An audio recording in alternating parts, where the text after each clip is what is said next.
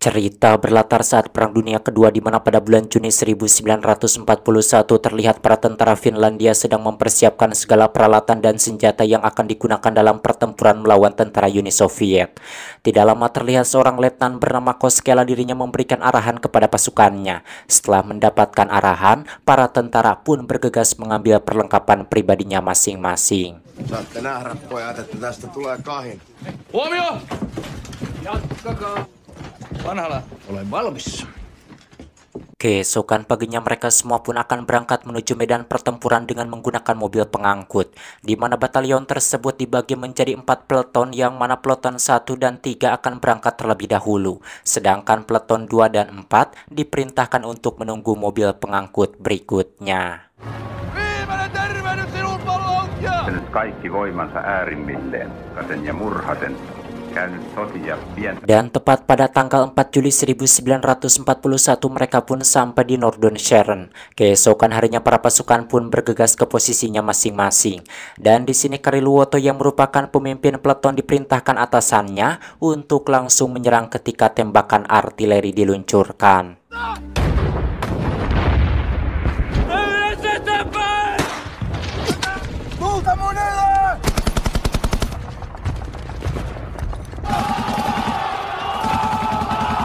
Singkat cerita mereka pun berhasil menembus pos pertahanan tentara Uni Soviet. Setelah itu mereka semua pun melanjutkan perjalanan untuk merebut pos pertahanan tentara Uni Soviet lainnya. Dan sesampainya di sana, pertempuran pun langsung terjadi.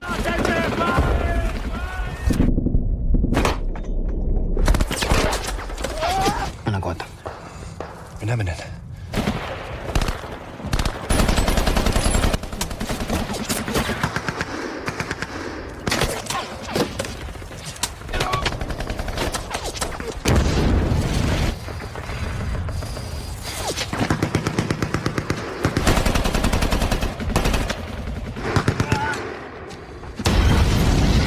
Pertempuran pun berjalan sangat sengit di mana para tentara Uni Soviet membombardir tentara Finlandia secara terus-menerus. Namun akhirnya berkat keberanian Koskela dan strategi jitu Kariluoto, para tentara Uni Soviet pun berhasil dilumpuhkan. Kemudian mereka pun kembali melanjutkan perjalanan.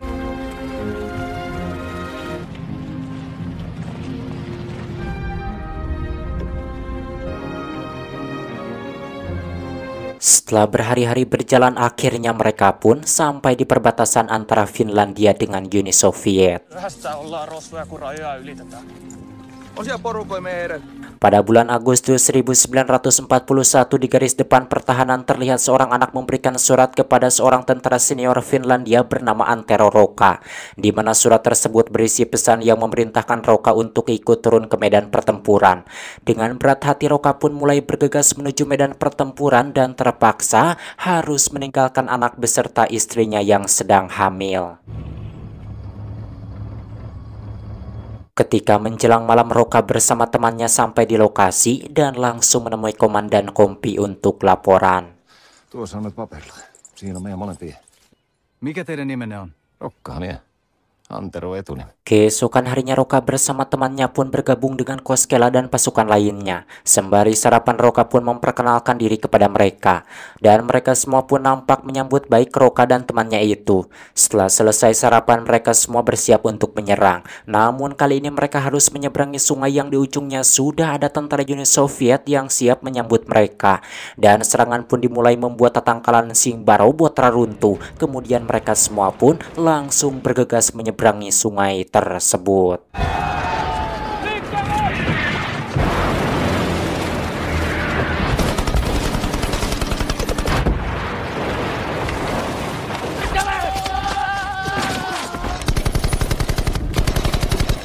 Dengan pengalaman dan keberanian, Rokka terus bergerak dan maju memimpin pasukan lainnya. Kemudian dirinya memerintahkan Kariluoto untuk melemparkan granat sebagai pembuka jalan.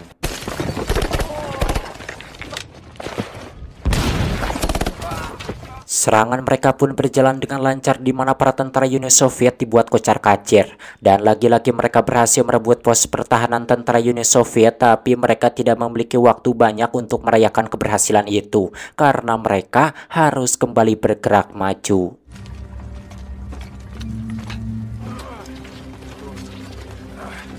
Sepinya hutan dan derasnya hujan tidak membuat semangat mereka turun dan mereka terus bergerak maju dengan penuh keberanian yang menggedur-gedur demi untuk mempertahankan negara mereka.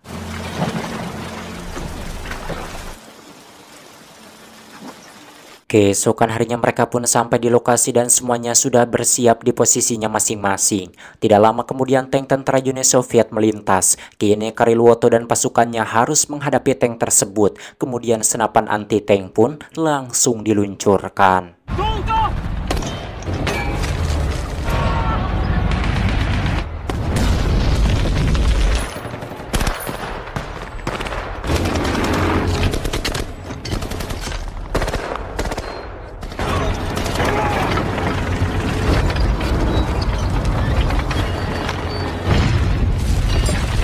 Setelah bertempur dengan sengit, akhirnya mereka pun berhasil menghancurkan semua tank dan tentara Uni Soviet yang ada. Sejauh ini strategi mereka benar-benar berjalan lancar. Pos tentara Uni Soviet pun satu demi satu berhasil mereka taklukkan.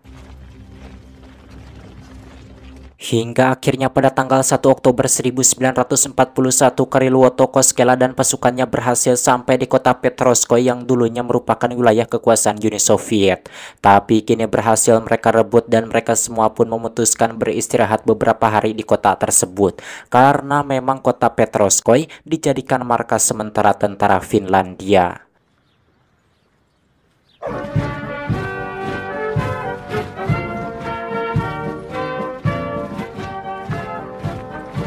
Dan mereka pun memanfaatkan waktu libur itu untuk berjalan-jalan di kota tersebut.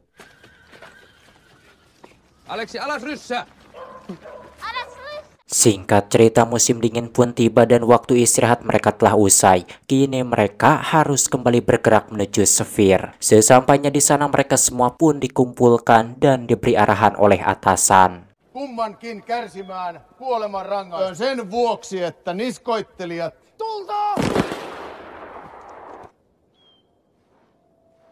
Tak terasa tahun pun sudah berganti dan kini memasuki Januari 1942 di mana Roka dan pasukan lainnya pun terlihat sedang berjalan menembus dinginnya salju.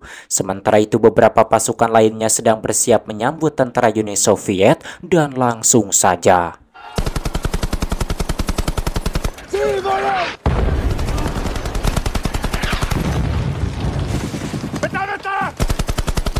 Namun banyaknya tentara Uni Soviet membuat mereka kewalahan dan terpaksa harus mundur. Dan di sini tidak sengaja mereka bertemu dengan rombongan Roka.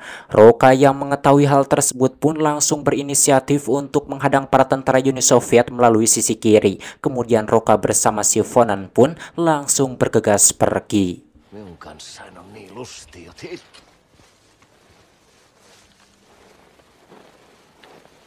Tidak lama para tentara Uni Soviet pun mulai terlihat dan Roka langsung saja menembaki mereka.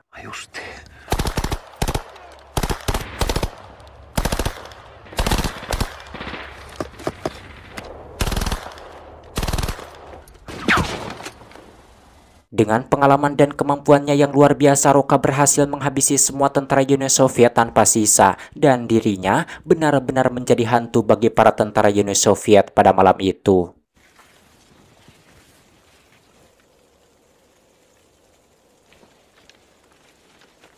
Pada tanggal 4 Juni 1942, Hitler yang merupakan pimpinan Nazi Jerman berkunjung ke Finlandia untuk memberikan ucapan selamat kepada Marsal Finlandia yang pada saat itu sedang ulang tahun. Dan diketahui Finlandia merupakan sekutu dari Nazi Jerman.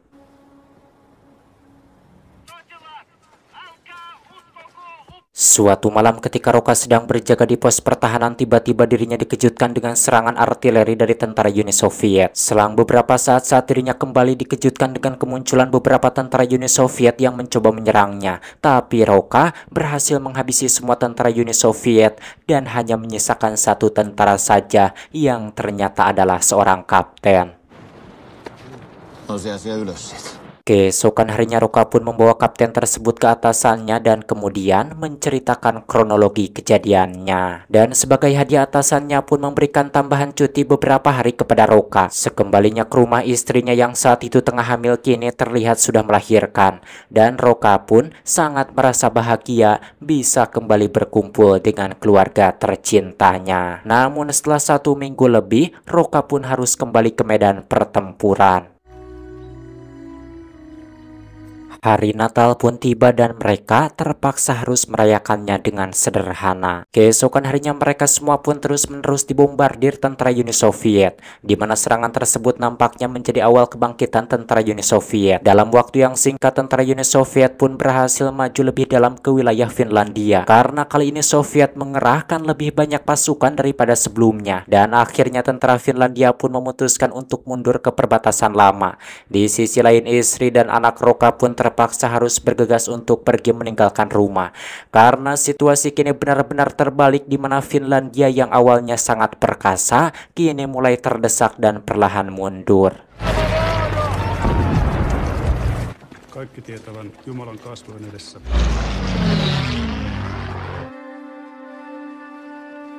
Akhirnya para tentara Finlandia pun sampai di perbatasan lama, dan di tempat tersebutlah mereka harus menghadapi gempuran para tentara Uni Soviet. Kemudian Koskela dan Kryluoto pun langsung menyiapkan strategi mereka membagi pasukan menjadi dua, di mana Koskela, Roka, dan beberapa pasukan akan menyerang pos tentara Uni Soviet terlebih dahulu, sedangkan Kryluoto dan pasukan sisanya akan berjaga di lokasi saat ini.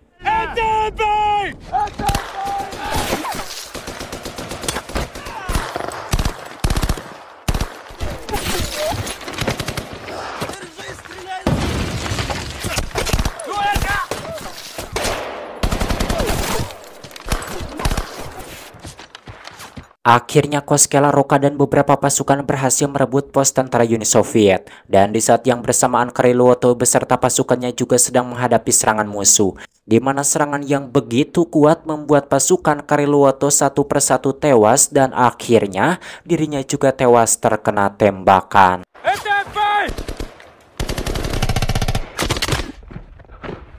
Mendengar kabar bahwa Kryluoto tewas, Koskela pun menghubungi atasannya dan memutuskan mundur karena terlalu beresiko. Setelah itu Koskela pun menyuruh pasukannya membuang beberapa senjata mesin ke danau agar mereka bisa membawa tentara yang terluka.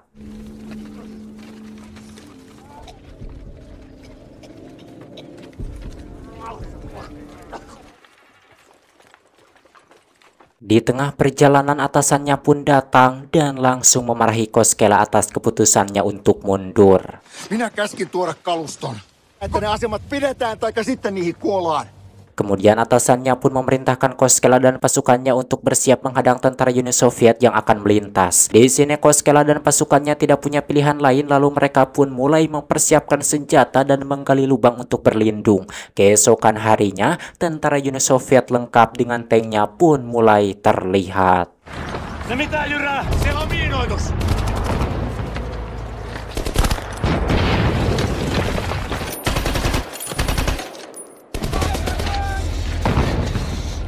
Tapi karena kalah jumlah dan kalah senjata, mereka pun tidak bisa berbuat banyak sampai-sampai Koskela tewas dalam pertempuran tersebut. Menerima kenyataan itu, Roka dan beberapa pasukan yang tersisa pun akhirnya memilih untuk mundur.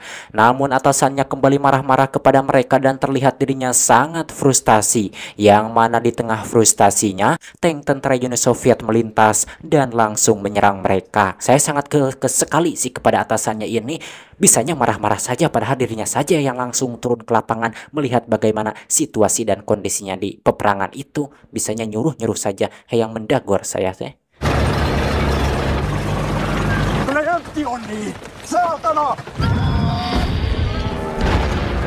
Pada bulan Juli 1944, di garis pertahanan paling terakhir, tentara Finlandia yang tersisa mencoba untuk kembali memberikan perlawanan. Meskipun jumlah pasukan dan kekuatan mereka sudah sangat berkurang, kini di bawah pimpinan Roka, para tentara dengan sisa-sisa semangat yang ada kembali bersiap menghadapi serangan tentara Uni Soviet yang tidak ada habisnya.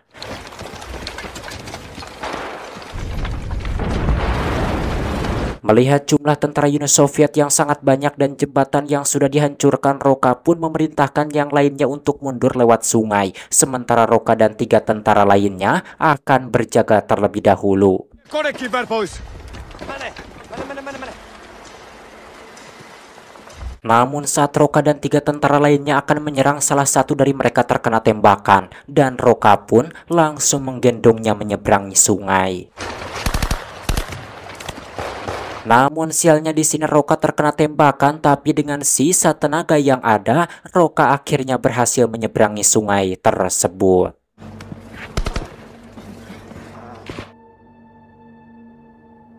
Karena dirinya terluka, Roka pun terpaksa menyuruh Van Hala memimpin pasukan yang tersisa. Kemudian mereka pun mengatur strategi untuk menyerang tentara Uni Soviet yang ada di parit.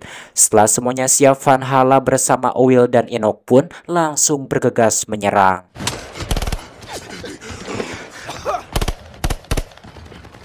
Я никого не убивал!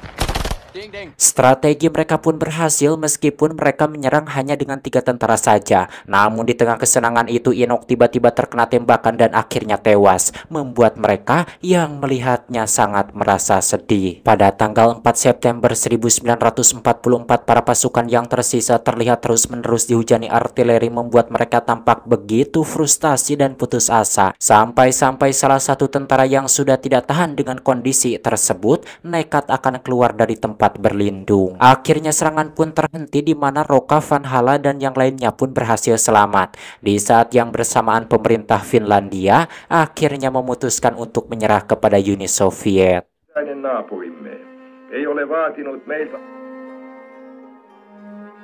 Di akhir film terlihat Roka berjalan pulang menuju rumahnya, dan di sini Roka pun sangat merasa bahagia karena bisa berkumpul kembali dengan istri beserta anak-anaknya. Tamat ending yang sangat mengeroka Legends kan. Ya iyalah, Legends bagi orang Finlandia itu karena Roka dengan kemampuan dan strategi jeniusnya itu bisa melumpuhkan bukan beberapa sih, mungkin puluhan atau ratusan.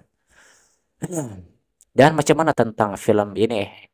Menurut teman-teman semua tentang film ini, menurut saya filmnya sih untuk jiwa patriotisme ya bagus memang. Menonton film seperti ini teh, wah sungguh membangkitkan hasrat, bukan hasrat anjing, menggebu-gebu, menggedor-gedor untuk menjaga negara kesatuan Republik Indonesia ini. Saya Boy akhirnya pamit dari ruang dengar Anda karena saya teh lagi hujan itu merada nyerocos begini ngerekam teh. Tapi karena saya merasa apa butuh, jadi ya macam mana pula lah. Akhiri saja, saya Boy pamit dari ruang dengar Anda. Sampai berjumpa kembali di video selanjutnya.